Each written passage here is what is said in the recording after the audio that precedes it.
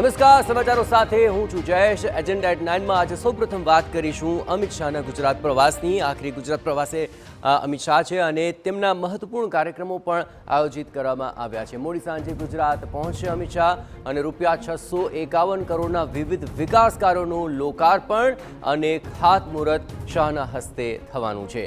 આવતીકાલે જીએમડીસી ખાતે હિન્દુત્વ મેળાની શરૂઆત અમિત શાહ કરાવશે। सूरत कैंसर हॉस्पिટલનું પણ લોકાર્પણ કરાશે। જુંડાલમાં 100 કરોડના ખર્ચે બનેલા આઇકોનિક રોડનું પણ લોકાર્પણ થશે। થલતેજ બોર્ડમાં 13 કરોડના ખર્ચે બનેલા શીલજ તળાવનું લોકાર્પણ કરાશે। લાંબા સમયથી પેન્ડિંગ ચેનપુર અંડરપાસને ખુલ્લો મૂકવામાં આવશે। રાણીપમાં જાહેર સભાને અમિત શાહ સંબોધિત કરશે। વધુ વિગતે વાત કરવા જોડાઈ રહ્યા છે ટીવી9 સંવાદદાતા રોનક વર્મા। રોનક, અમિત શાહનો આ પ્રવાસ અત્યંત મહત્વપૂર્ણ બની રહેશે। કયા કયા ઉપક્રમ છે, કેટલી વિશેષ બની રહેશે આ તેમની મુલાકાત? બિલકુલ જી, વધુ 3 દિવસ માટે કેન્દ્રીય ગૃહ અને સહકારિતા મંત્રી ઉપરાંત ગાંધીનગર લોકસભાના સાંસદ અમિત શાહ આજે મોડી સાંજે અમદાવાદ આવી પહોંચશે। જ્યાં આગળ આગામી 2 દિવસ તેમનો નિર્ધારિત કાર્યક્રમ છે, જ્યાં આવતીકાલે સવારથી તેમના જાહેર કાર્યક્રમોની શરૂઆત થશે।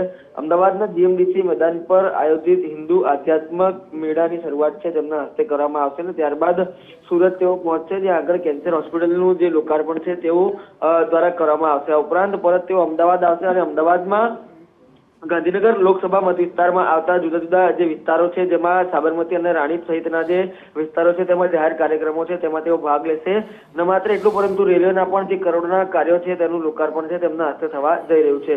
મહત્વની વાત એ પણ છે કે લાંબા સમયથી અટકેલું જે ચેનપુર સહિતનું જે ગરનાળું છે તેના કામ છે તે પણ પૂર્ણ થયા છે અને તેમનું પણ લોકાર્પણ છે તે અમિત શાહના હસ્તે કરવામાં આવશે। તો બીજી તરફ એએમસીના રાણીપ વોર્ડના પ્રબોધ રાવળ બ્રિજથી કાળી ગરનાળા સુધીનું જે બોક્સ ડ્રેન કરવાના કાર્યનું ખાતમુહૂર્ત છે તે પણ કરવામાં આવશે।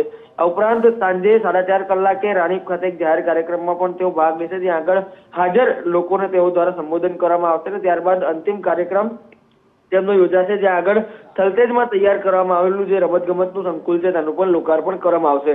મહત્વનું છે કે આગામી સમયમાં એક તરફ જ્યાં ઓલિમ્પિકનું સ્વપ્ન જોવામાં આવી રહ્યું છે, ત્યારે અમિત શાહ છે તેઓ પણ સતત આ દિશામાં કાર્ય કરી રહ્યા છે। એટલે કે રેલવે સહિતના અનેક કાર્યક્રમો છે તેઓ આવતીકાલે લોકાર્પણ અને ખાતમુહૂર્ત તેમના દ્વારા કરવામાં આવશે અને ત્યારબાદ પરમ દિવસે અનેક કાર્યક્રમોમાં હાજરી આપ્યા બાદ ફરી એક વખત તેઓ દિલ્હી તરફ રવાના થશે।